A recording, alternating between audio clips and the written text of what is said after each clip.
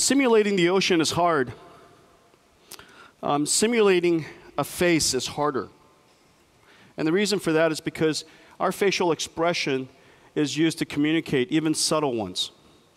And in 1970, a roboticist in Japan wrote about this behavior called the uncanny valley. And he was working on prosthetics and robotics, and his observation, and described in his thesis, was that as we improve and increase the realism of robots, we become more familiar with them as they become more humanoid and more human-like in the way they look and the way they move. However, at some point, it gets sufficiently real, it falls off a cliff, and it gets creepy. At some point, it gets creepy. Now, I've shown a few examples here of some of my favorite movies, and of course, Bumblebee in Transformers doesn't resemble any human, and so it doesn't affect us. We're familiar with him. He's fine. Sonny in iRobot, fantastic movie, is fine too because his whole body is metallic. He looks a little bit humanoid. He looks a little bit like human. He has human facial expressions, but you can tell they're not trying to emulate a human. And then, of course, Tintin and Captain Haddock, they came right on that line. Would you guys say? They came right close to the line. It was beautiful. It was wonderful to watch, but they came right to the cliff of creepiness. And then Angelina Jolie went right over it.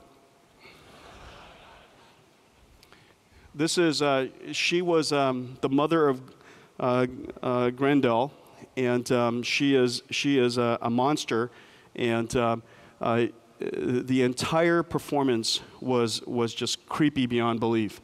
And that is a perfect illustration of the uncanny valley.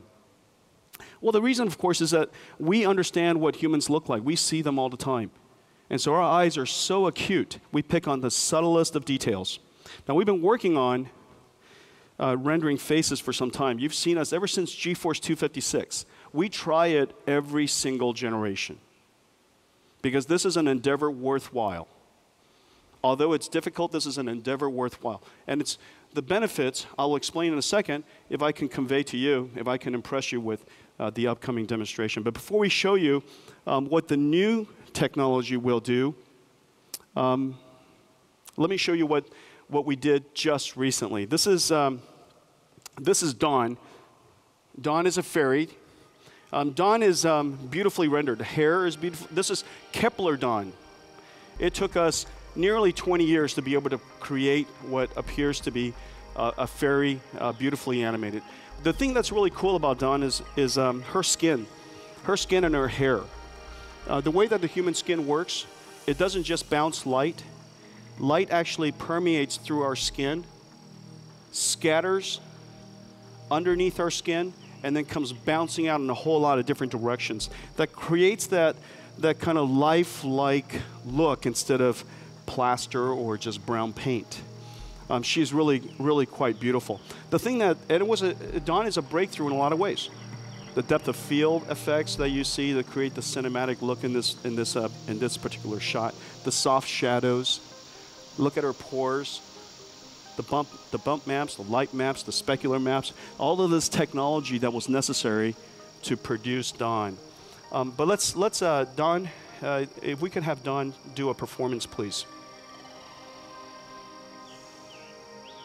And this is where the challenge of computer graphics comes.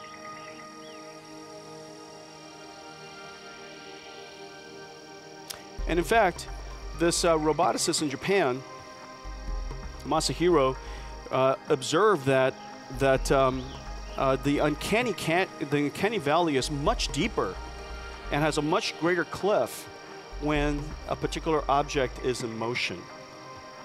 And you can see how in fact earlier she was beautiful, and now you can tell obviously that she is computer animated. She's still a wonderfully, beautifully rendered computer animation, but it's an animation nonetheless.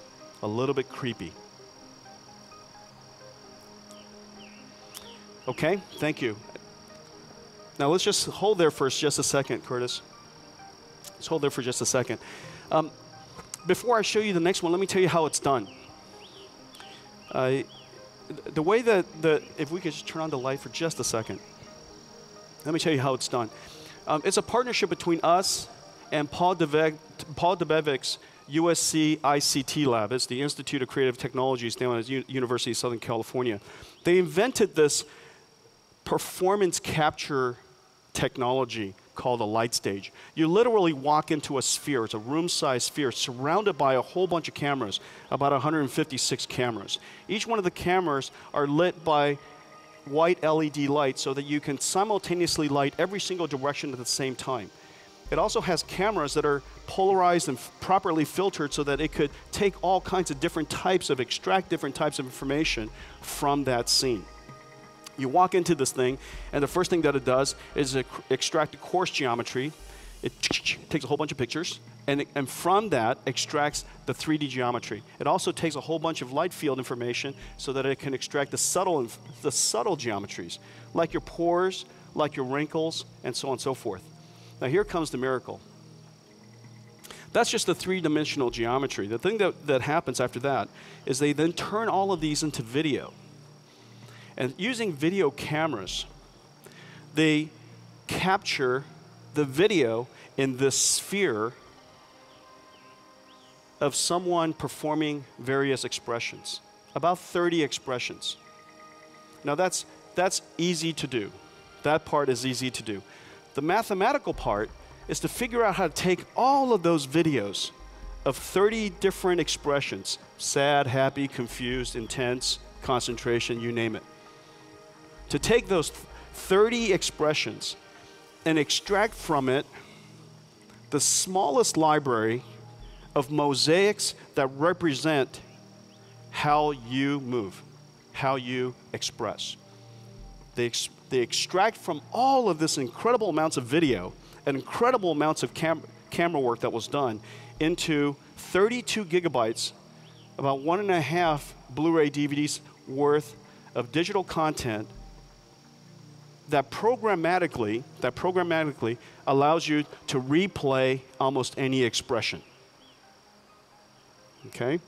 Now, of course, 32 gigabytes is still too much for us to perform in real time, and so our team created a new technology called FaceWorks. The last thing was called WaveWorks. This is called FaceWorks. FaceWorks takes this 32 gigabytes of information and condenses and compresses it even further to about 400 megabytes. And what's left are three-dimensional meshes that we articulate using our GPU. These meshes are articulated using the GPU. The meshes are being synthesized and created in real time, tessellated in real time. And we take the light maps and the bump maps and the texture maps. We compress all of it into a new way of rendering facial expression. FaceWorks is really a breakthrough piece of work. And, well, let's show it to you. This is digital IRA. IRA is not a recording. IRA is being processed in real time on a GPU called the Titan. Just mathematically, it takes about 8,000 instructions, 8,000 instruction long program to articulate the geometry, all of the meshes, and all of the pixel processing necessary for each and every pixel.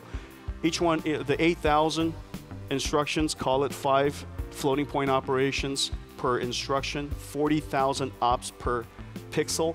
Multiply that by, call it half the screen of HD, and multiply that by 60 hertz, and you get something along the lines of about 2 teraflops, which is about half of the performance necessary by Titan, which is one of the reasons why we built Titan, so that we can do things like this. Now, of course, the lighting is wonderful. You can see the subtleties of the pores. Look at the way the shadow rolls over him. His eyes. Now imagine each and every one of us would have one of these scans done. And I frankly think that every important person on earth how to have it done. Could you imagine if Lincoln had this done? And we could literally sit there and talk to him and listen to him talk and give that speech in a fidelity like this. What would it be like if we could use this for telepresence? So instead of video conferencing, our words are translated into instructions which would express or animate the avatar on the other end. We can talk to you from just about any angle. You can move around and look around. Now let's make Ira say a few things just to. So Ira, what did you have for breakfast? I ordered a yogurt parfait, and the whole parfait was fruit, frozen fruit. There was no yogurt. It's supposed to be half fruit and half yogurt, but the whole thing is frozen fruit. That's pretty amazing, huh? That's really amazing. Hey, let me ask you something. Have you heard of Shield? What do you think about Shield? Take my money! All right, let's make well, let's see, what can I make you do? Hey, show me Zoolander. That's not bad. Okay. Show me white guy dancing.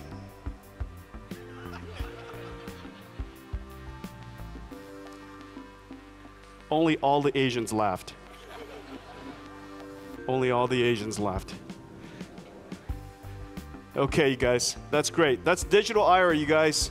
Let's put our hands together for the team. Good job, you guys. And all of that was running on Titan.